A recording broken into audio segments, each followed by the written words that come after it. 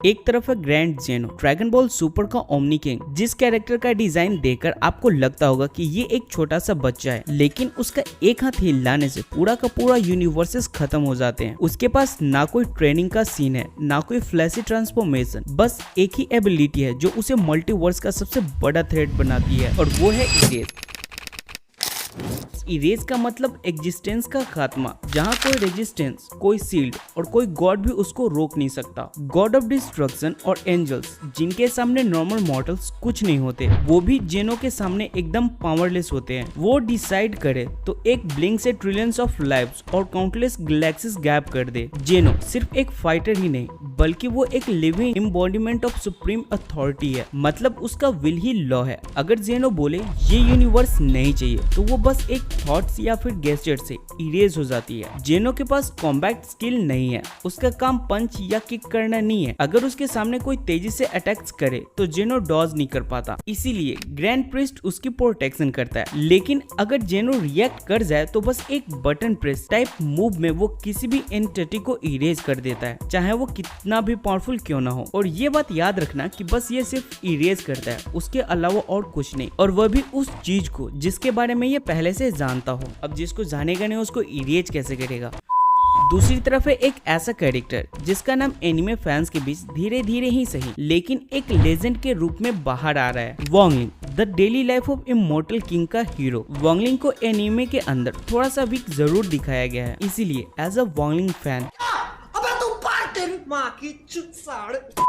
लेकिन असली मैडनेस शुरू होती है उसके लाइट नोवेल वाले वर्जन में। लाइट नोवेल में वॉन्गलिंग एक वॉकिंग पैराडॉक्स है, एक इमॉर्टल एग्जिस्टेंस जो रियलिटी के लॉज को अपने हिसाब से तोड़ देता है। वो सिर्फ एनिमीज को हराता ही नहीं, वो टाइमलाइन को रीसेट कर सकता है, कैजुअलिटी को रीराइट कर सकता है, और यहाँ तक कि नए नए यूनिवर्सेस क्रिएट कर सकता है। मतलब जेनो जहाँ से डिस्ट्रॉयर है, वॉन्गलिंग वहाँ क्रिएटर और डिस्ट्रॉयड दोनों भी है। सोच के देखो, एक तरफ एक बच्चा जिसका एक मूव पूरे रियलिटी को मिटाता है, और दूसरी तरफ एक लड़का जिसके लिए लिमिटलेस भी एक छोटा सा वर्ड है और कुछ नहीं। क्या जेनो का इरेज वॉन्गलिंग को हमेशा हमेशा के लिए खत्म कर देगा, या फिर वॉन्गलिंग अपने टाइमलाइन और कैजुअलिटी हैक्स से इरेज को भी न्यूलिफाई करके वापस आ जाएगा? आज के इस वीडियो में हम दोनों के फेट्स, पावर्स और हैक्स को एकदम डिटेल में ब्रेक डाउन करेंगे और डिसाइड करेंगे कि ये अल्टीमेट शोडाउन का विनर कौन होगा। सोचो, एक बैटलफील्ड जहाँ ना ड्रैगन बॉल का यूनिवर्स है, ना वॉन्गलिंग का कल्टीवेशन वर्ल्ड। ये एक नेचुरल वॉइड डायमेंशन है जहां दोनों की पावर्स अपने फुल पोटेंशियल में काम कर सकती है।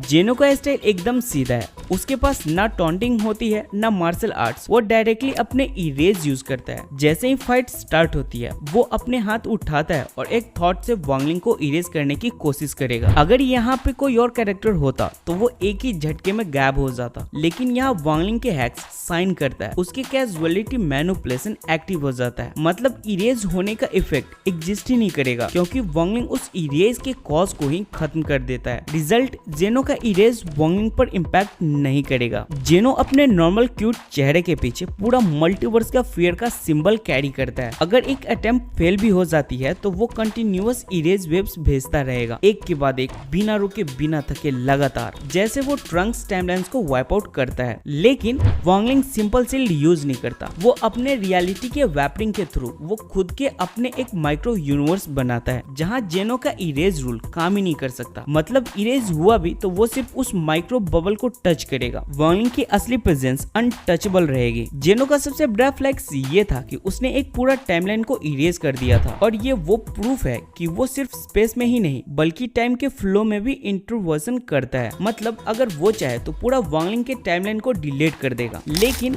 वॉन्गलिंग की स्पेशलिटी ही है टाइमलाइन रीसेट। अगर उसका एक वर्जन भी इरेज हो जाता है तो वो एक और अल्टरनेट टाइमलाइन से वापस आ जाता है, जैसे कुछ हुआ ही नहीं। वो लिटरली इनफिनाइट रिट्रीज का चीट कोड कैरी करता है। जेनो के एक क्लैप में पूरा ड्रैगन वर्ल्ड मल्टीवर्स वैनिश हो सकता है। ये डिस्ट्रक्टिव स्केल लिटरली सबको साइलेंट कर देता है। लेकिन वॉन्गलिंग इसके फेट्स उससे भी एक कदम आगे है। वो अपने लाइट नोवेल वर्जन में ना सिर्फ यूनिवर्स को डिस्ट्रॉय करता है बल्कि नए नए यूनिवर्सेस बनाता रहता है। मतलब अगर जेनो एक मल्टीवर्स तोड़ता है तो वॉन्गलिंग एक और बना लेगा। जब जेनो रियलाइज करेगा कि वॉन्गलिंग उसके इरेज को इग्नोर कर रहा है, वो खुद एक इन्फिनाइट इरेज लूप बनाने की कोशिश करेगा, जैसा हर माइक्रो सेकेंड में इरेज एक्सिक्यूट होता रहे ताकि कोई भी लूप होल ना बचे। लेकिन वांग लिंग अपने ट्रम्प कार्ड निकालता है, नैरेटिव मैनिपुलेशन या फिर पैराडॉक्सिकल एग्जिस्टेंस, मतलब वो खुद कहानी के रूल्स को चेंज कर देता है।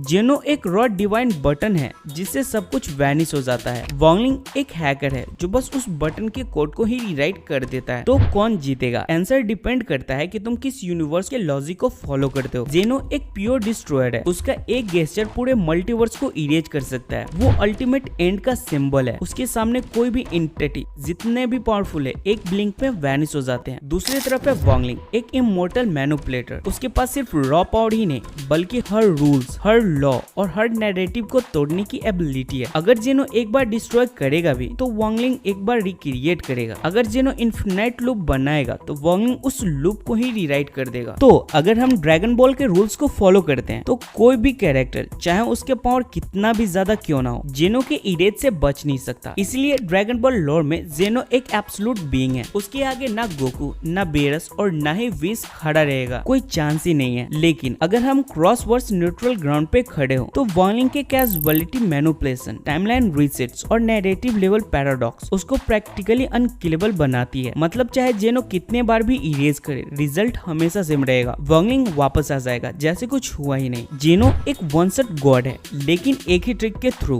वांग लिंग एक इन्फिनाइट सर्वाइवल पैराडॉक्स है जो हर ट्रिक्स का जवाब लिख देता है। इसलिए जेनो रिप्रेजेंट अल्टीमेट डिस्ट्रक्शन और वांग लिंग रिप्रेजेंट इंटरनल कंटिन्यूटी। और जब ये दोनों आमने सामने आते हैं, जीत किसकी होगी आंसर डिपेंड करता है कि तुम किस यूनिवर्स के लॉजिक को फॉलो करते हो। अगर मुझसे पूछो तो इसका असली विनर वांग लिंग ही रहेगा। अब इसका मतलब ये नहीं है कि मैं ड्रैगन बॉल हेटर हूँ, नहीं भाई। गोकू के लिए दिल से बहुत ज्यादा इज्जत है और उसका जगह कोई चेंज भी नहीं कर सकता, क्योंकि भाई वो मेरे बचपन से भी पहले का है, तब तो समझ ही सकते हो। अगर तुम मेरे इस बात से एग्री करते हो तो मुबारक हो, तुम एक रियल ड्रैगन बॉल फैन हो। और अगर मेरे इस बात से एग्री नहीं करते हो तब तो तुम अंधे फैन हो, रियल फैन तो बिल्कुल भी नहीं हो।